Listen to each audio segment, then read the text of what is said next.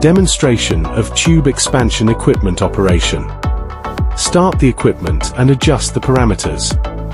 Turn on the switch at the back of the equipment to start it. Adjust the frequency parameters of the required equipment.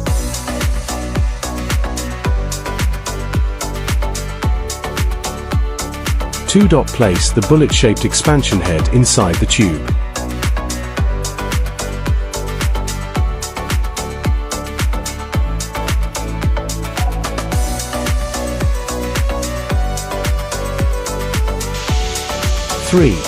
Begin the tube expansion process.